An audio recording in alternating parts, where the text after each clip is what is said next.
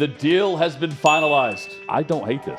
I don't think ESPN's going to screw this up. The NFL made out like gangbusters on this. I mean, they're doing exactly what they did with Inside the NBA. They're alive because of the NFL jumping on board. So if you can put more of one thing in one service, I'm all for it. The multi-view experience there, it is a one-stop shop.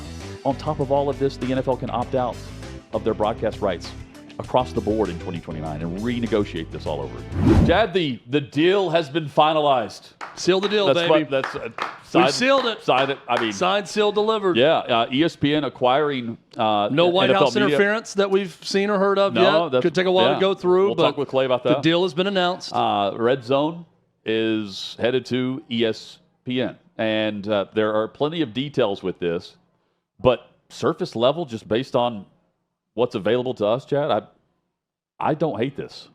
I was sent a text by a friend of ours, our friend Jacob, who said like he's going to hate this. Like we're about to have this entire payment plan where we're going to look back on $299 in 2028 and think, man, why did we like this so much whenever it was just $29.99?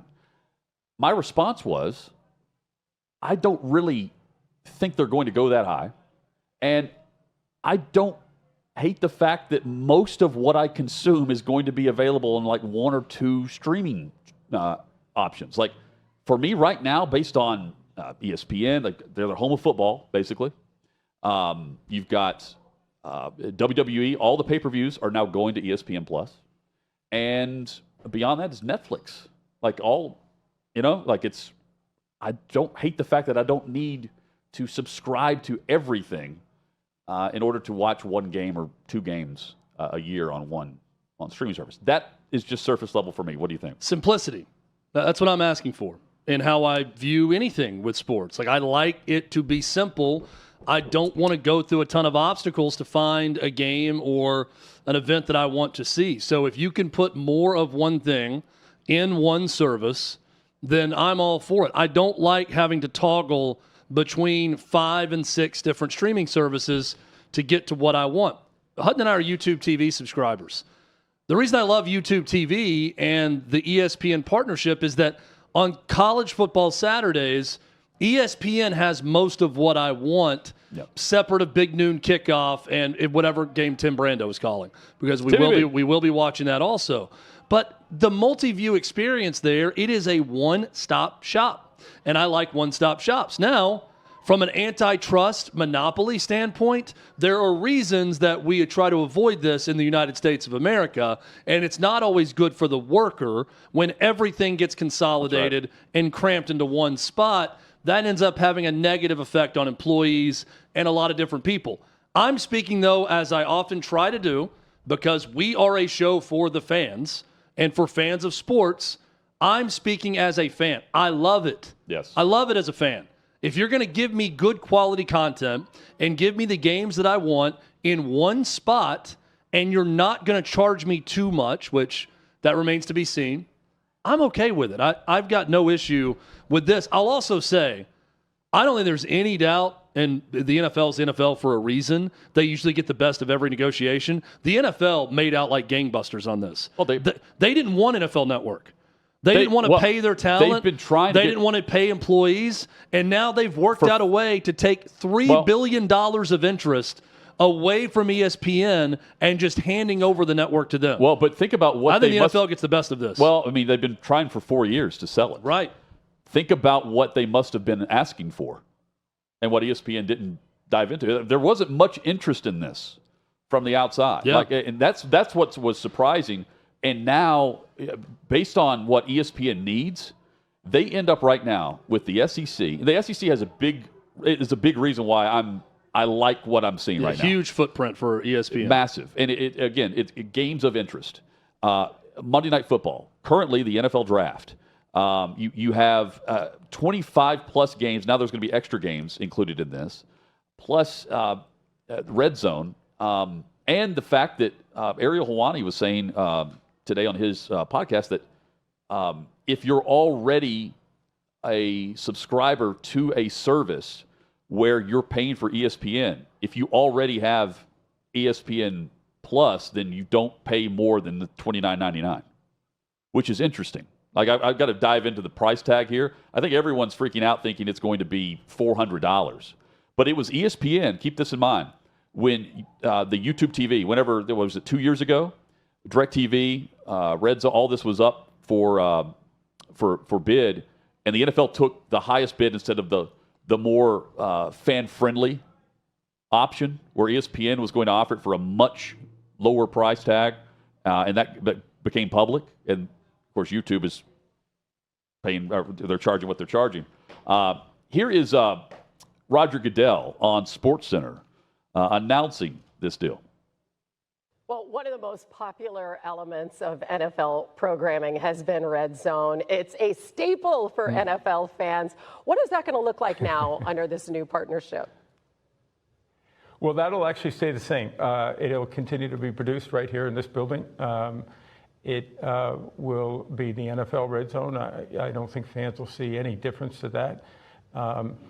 Obviously, in the context of that, though, ESPN purchased the RedZone name, and they will be able to utilize that for other sports, college football and other things. And I think that could be an exciting thing for our fans also, to see a RedZone maybe in college football or other sports. That's something that they now own and have the ability to do that. But as far as RedZone, NFL RedZone, there won't be any changes for our fans. Well, it's an absolute staple. That's good news. And expanding that, that's pretty fascinating. I mean, they're doing exactly what they did with Inside the NBA.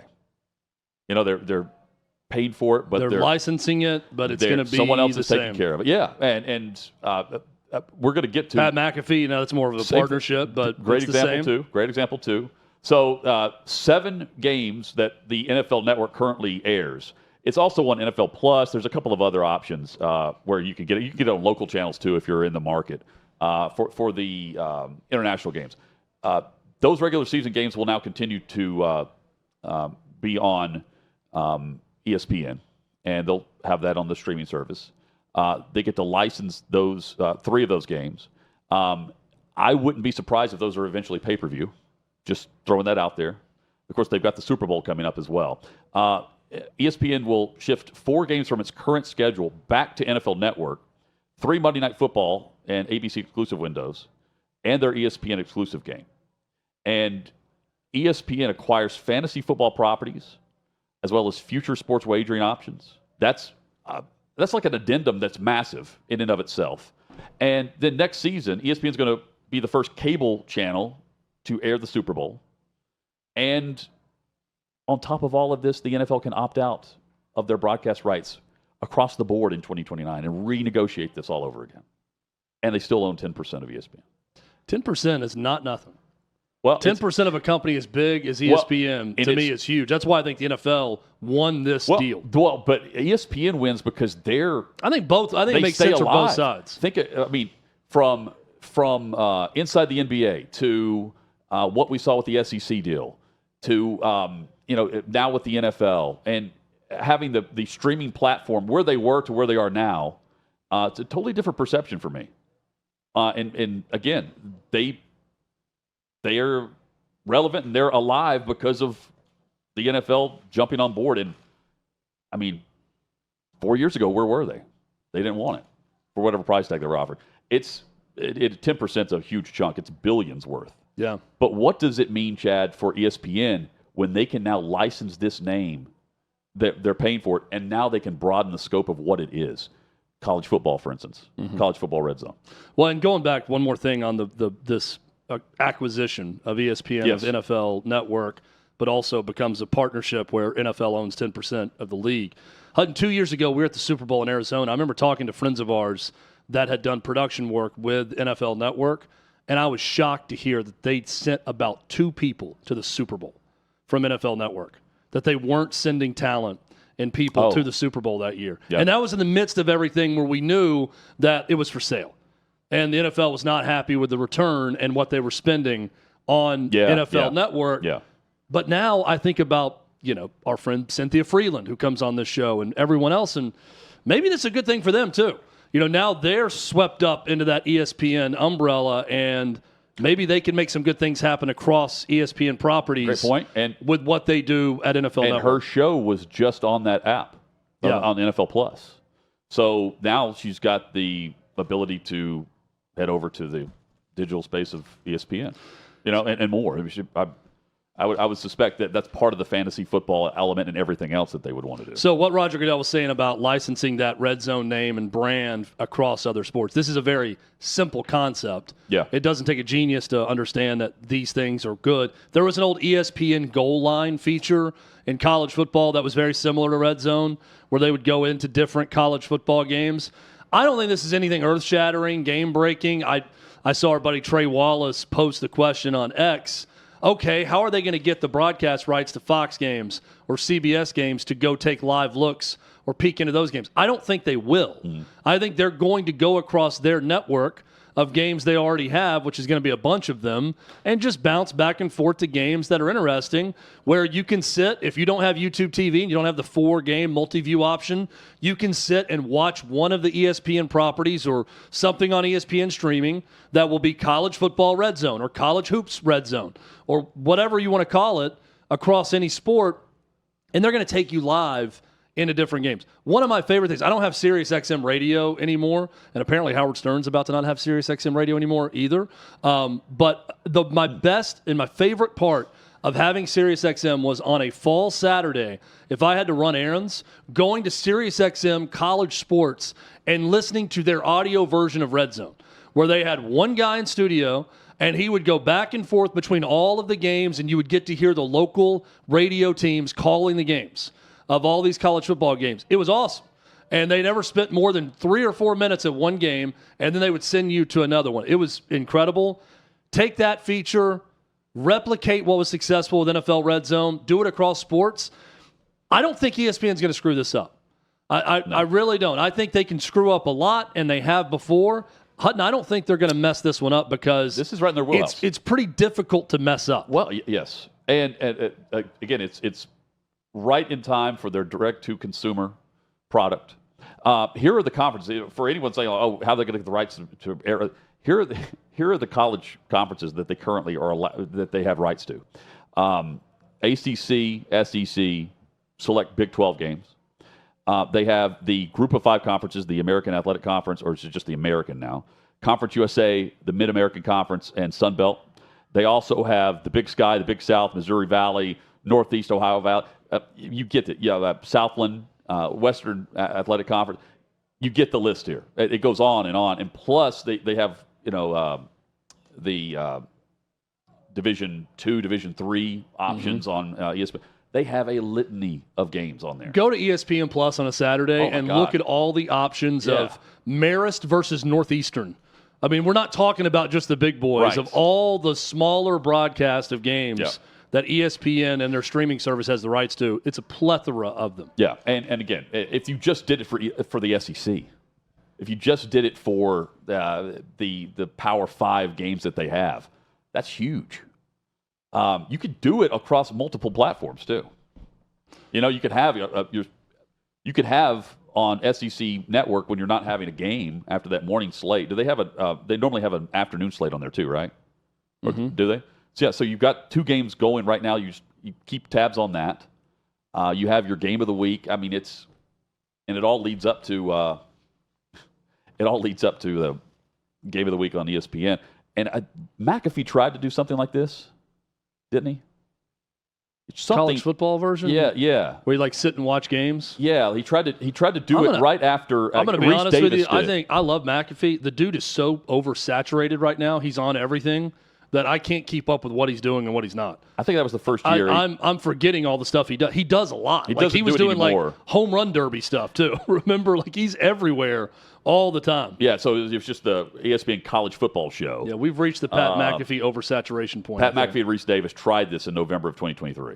So, I mean, again, this is a studio show. You can't do this on set. Like a studio show where you got to have Scott Hansen. You got to have what he's doing. And he's going to be back, by the way. He posted this. He's official. For those wondering, yes, I will be hosting RedZone. And I get to call Adam Schefter colleague for the second time in my career. Yeah, well done. I love guys like this who are just really good at something specific in very broadcasting, and they're precise, and they're on point all the times. And what he proves is that here's what we want on game days. We want games. More than anything else, we want games. And he's great about sending you to the action, filling you in on what's happened, giving you a level of excitement while you're going from game to game. He is a master at this. Now, the NFL part of ESPN, and I know that Mike Florio's already been talking about some of the journalistic issues that's going to be a problem. I'm interested to see how the studio shows at ESPN start to look and handle this and sound during NFL season if there's controversies involving officiating, involving the handling of injuries, involving the league. I do wonder if you're going to hear a more tamped down response to these things. But I don't think it'll be much different because we already have that. I mean, we just had the collusion deal with the NFLPA, but that was only half of the collusion. Like, there was another part of it that made it confidential, and that would have been the NFL. Like, no one really said that. Yeah, I mean, I tend to think it'll be about the same, Chad, because the NFL was already overseeing all the networks. You know, they were already playing judge, jury, executioner on certain things. And if they didn't like it, they would eventually get a change because it's all contractual. I tend to think it'll be about the same. I mean, I go back to years ago when it was Dion and Michael Irvin. I mean, they didn't really hold back on NFL Network. Of course, they're not there, but I would have to go back and watch because I'm not talking about like not holding back on a coaching decision or how bad a player like is. a league issue. Yeah, I'm saying, man, these league doctors are shit because Tua is clearly concussed and they're not getting him out of the game fast enough. Like, if someone goes on air and says that and really hammers it home, are they getting a call from someone from the league office? But I don't think what ESPN did for Tua this official needs to be fired because he's so bad. I don't think maybe the official is a good example. With Tua, I don't think it was covered in a different way by ESPN than it was NFL Network because everyone was saying, like, Tua needs to retire. Guys were going on the air crying over it. Remember this? Yeah. And I'm saying, like, no one said, like, oh, get back out there, Tua. You know, that wasn't happening on any network. Yeah, and that would be something I'm NFL looking wouldn't at want. more like specific. Like, that's just we're worried about the guy's health. The ref is a good example. And the NFL would be fine with any, criticism of that, or this guy should step away from the game because he's been hit so many times. Yeah. Because they're so sensitive to the concussion issues as is. I'm talking more about the NFL makes some sort of scheduling decision or does something that players start to criticize, and then it catches fire, and Kendrick Perkins is talking about it and railing against the league for not caring about their players or doing this and that. Does Kendrick Perkins or his boss get a call at that point?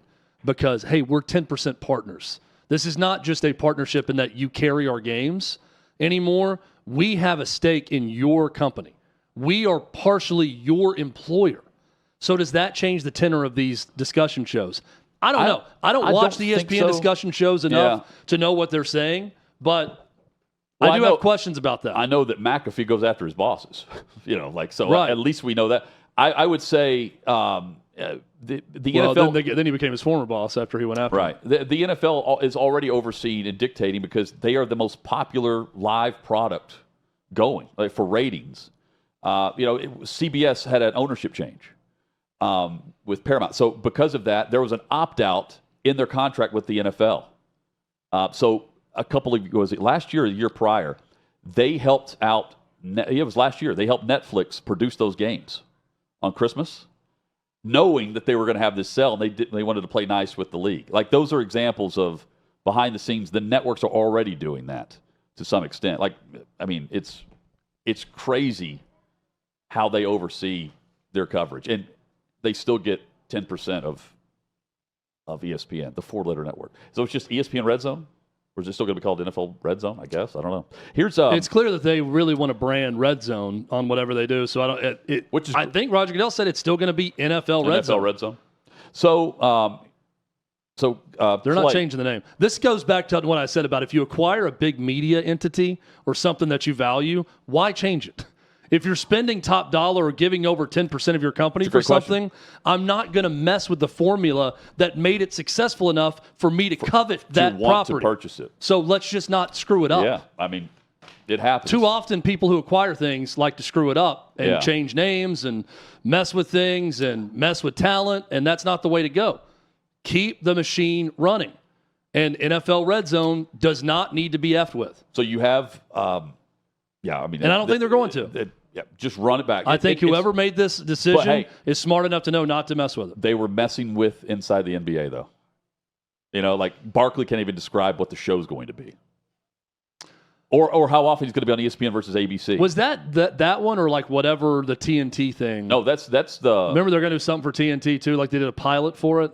Yeah, but that was. It's still called Inside the NBA, but it's not the same show. Okay.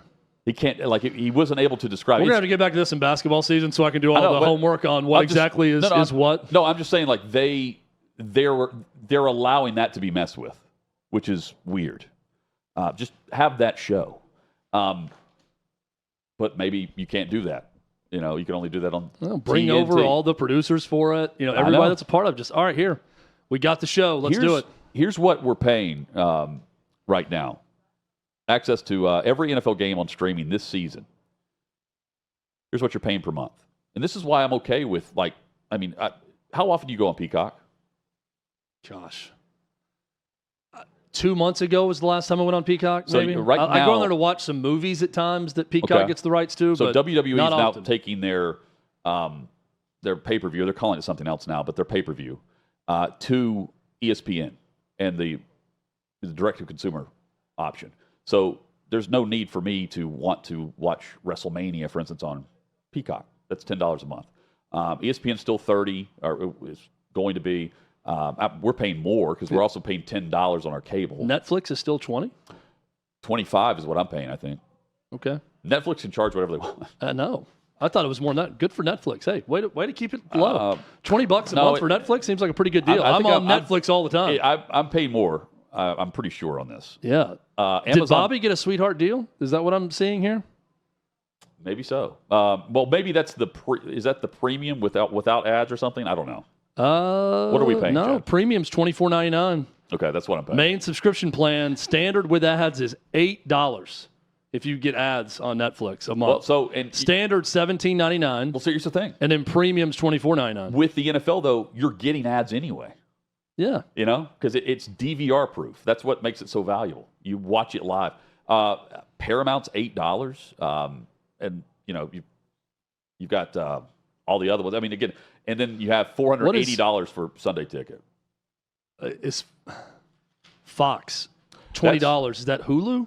Is it Fox Nation? Could someone clarify that? What $20 to Fox is? Is that their carriage fee? I watch Fox on YouTube TV, so I don't know. No, is there a Fox Sports streaming app, Fox Sports Go, maybe, to watch NFL games? I don't know where the NFL streams on Fox. Just yell it out, guys. Fox 1. Oh, Fox 1. Okay.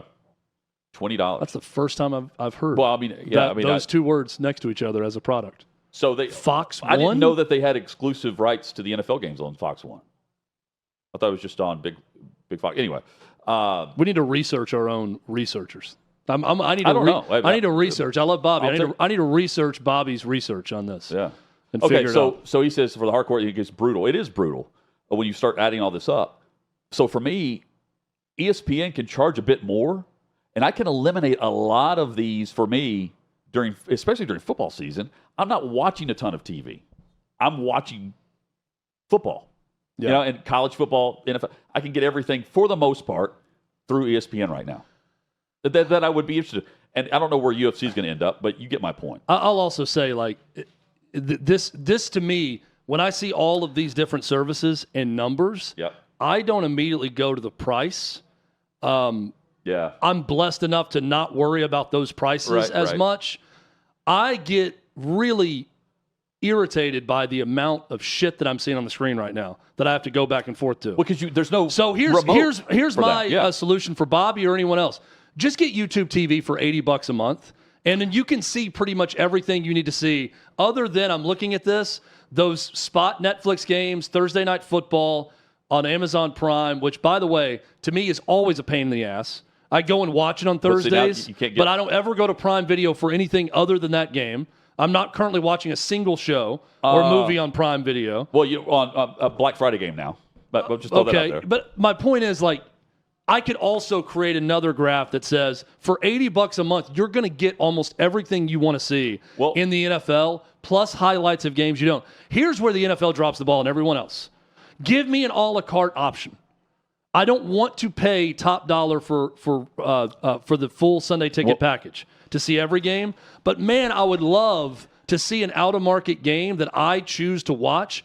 I'd pay $15 for that game or whatever you want to charge me, $10 for a single game just to have access to easily get to that game. I think that's coming. I think that's the next model in 2029. If I want to watch a Lions-Packers game and that's not my Fox affiliate in Nashville game at 3:30 in the afternoon, I need to have the ability to pay for that game and watch it. In 2025, this is not that hard to get to a point where we can do that. Well, the only way to do it right now would be Sunday Ticket or RedZone. That's what I'm saying. I don't want to pay Sunday Ticket for all the games, so give me the option to piecemeal games together. But this, Major League Baseball would kill for this model. Yeah. At least I think so. I know the fans would. I think the NBA tried that for a season or two. Or maybe they still have that option where you can get an individual you can get it game for $5.99 or something. For like $4 or $5. Yeah, the exact game you want. You can do like a Celtics-Knicks game that's not on national TV and get it on a package for like $5. So, but like Peacock, they have. I know they have a playoff game. Amazon Prime does as well, or they rotate them up. Again, like there are premium games, and oh by the way, the NFL sets them up with the teams that you want to watch nationally. Kansas City, like those are always out there. So.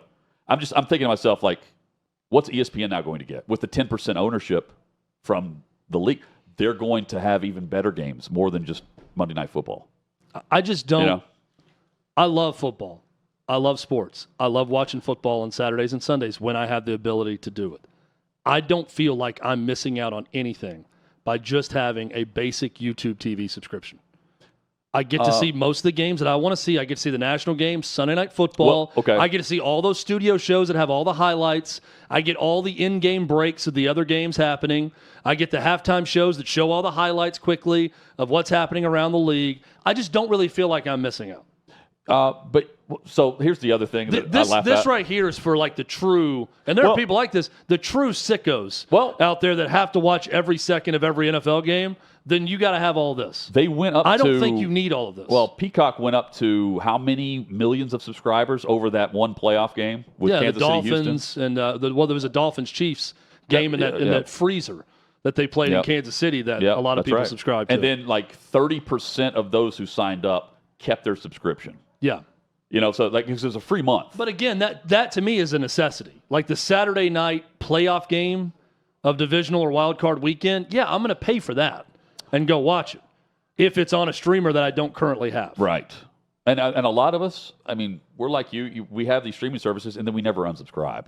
Oh. It's like everyone, I was one of them, like Netflix continues to raise their price. Well, what do? We pay their prices. Right. Like that's just kind of the land we're in. And as long as Netflix continues to put content out that I enjoy at the rate they do, I will pay whatever they charge.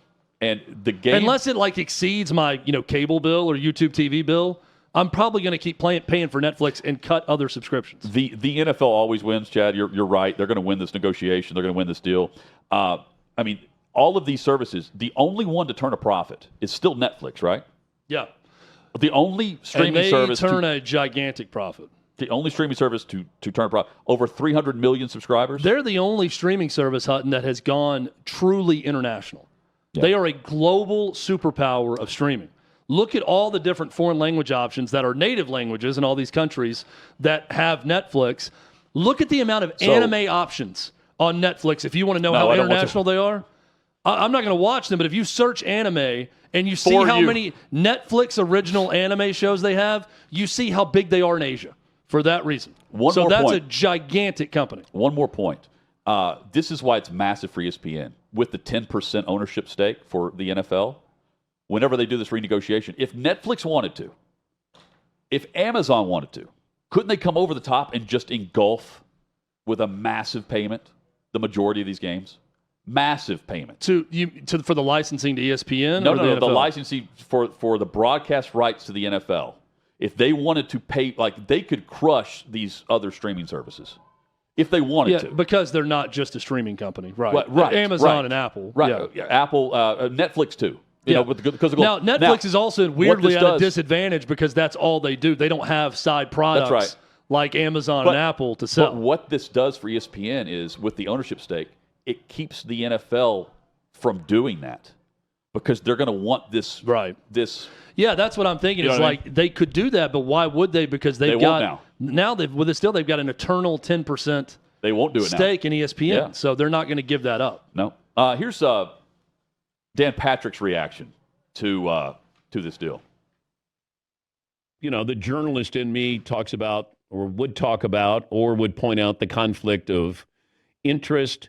But ESPN can't be any further in bed with the NFL when it comes to their coverage. Are they going to look the other way with whatever negative story that comes up? They've probably already done that. I mean, go back to when I was there on ESPN Radio and we were talking about Playmakers, which was a fictional show, and it was about the NFL. The NFL called up and talked to my boss and said, hey, take it off your network. And they did. Yep. Was that a good show? No. It was terrible. I look back on that show. I remember watching the first couple of episodes, and I'm thinking, like, could you do this show in a good way and, like, make it compelling? Because it was terrible. Terrible acting, terrible writing. It was awful. I thought about, remember that show Ballers? Oh, yeah. With The Rock on HBO? That was slightly better version. Yeah, it was like 3 or 4 seasons. I think it had a run. Yeah. Denzel Washington's son was a part of that show. But that was one that was a slightly better version of Playmakers, still not great. Playmakers was awful. That's probably a big reason why ESPN took it off, too. But, yeah, it's exactly like I said. Dan Patrick knows it. I mean, they're in bed with the NFL. So I don't think you're going to get legitimate criticism about the league. You're going to get the same criticisms about Jerry Jones or about a player dropping a pass or maybe a bad call here and there.